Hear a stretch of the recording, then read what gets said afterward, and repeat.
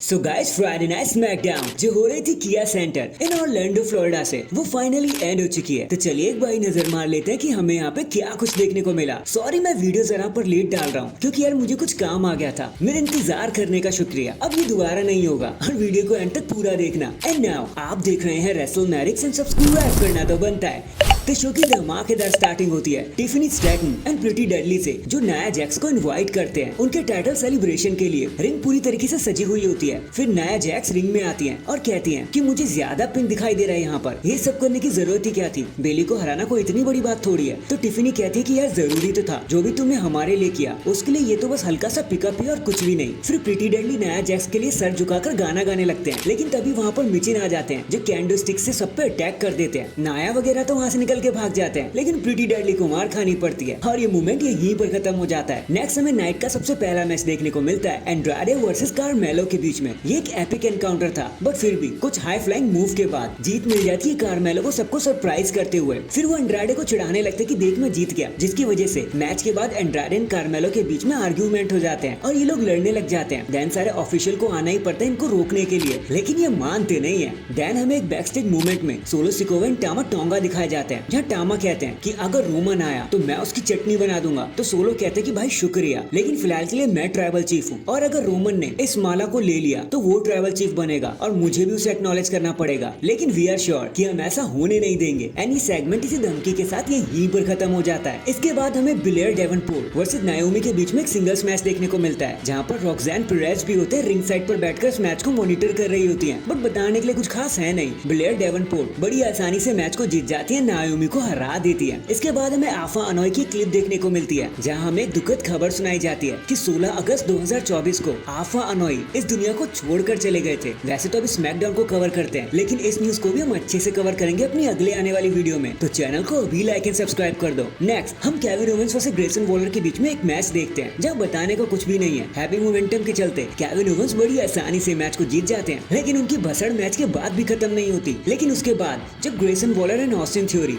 Kevin Owens पर भारी पड़ने लगते हैं, मारने लगते हैं, तो फिर स्टील चेयर लेकर कोडी रोड्स आ जाते हैं और केविन ओवेंस की जान बचा लेते हैं। जिसके बाद केविन ओवेंस डब्ल्यूडब्ल्यूई टाइटल को अपने हाथों में उठा लेते हैं और कोडी को एक बार देखते हैं और टाइटल उन्हें थमा देते हैं कि भाई ये ले तेरा टाइटल, और ये मूवमेंट यहीं पर खत्म हो जाता है। इसके बाद हमें the mega star United champion LA Knight देखने को मिलते हैं जो ज्यादा कुछ तो नहीं करते लेकिन रैंप पर खड़े होकर अपने नेक्स्ट ओपोनेंट सैंटोस को धमकी देते हुए कहते हैं कि भाई तुझे जो बोलना है बोल ले, तू मेरे जैसा बनना चाहता है ना वो भी बन ले, लेकिन उससे होगा कुछ नहीं। इन दी एंड मैं ही जीत जाऊंगा और तुम्हें ठेंगा भी नहीं मिलेगा। नेक्स्ट हमें टैग टीम चैंपियनशिप के लिए एक नंबर 1 कंटेंडर मैच देखने को मिलता है which is DIY versus street profit के बीच में। बताने का कुछ खास है नहीं, मैच काफी अच्छा था लेकिन एक अच्छे कंपटीशन के बाद स्ट्रीट प्रॉफिट्स मैच को जीत जाते हैं और बन जाते हैं नंबर 1 कंटेंडर। एंड फाइनली ये सारी चीजें लीड करती है हमें हमारे मेन इवेंट की तरफ जहाँ पर हमें सोलो सिकोवा एंड टामा टोंगा देखने को मिलते हैं। सोलो सिकोवा माइक उठाते हैं और कहते हैं कि भाई मुझे एक्नॉलेज नहीं करना ना मत करो, मेरे को भी पड़ी नहीं है, कोई बात नहीं, तुम्हारा हीरो द OTC रोमन मुझे जरूर एक्नॉलेज करेगा। तो भाई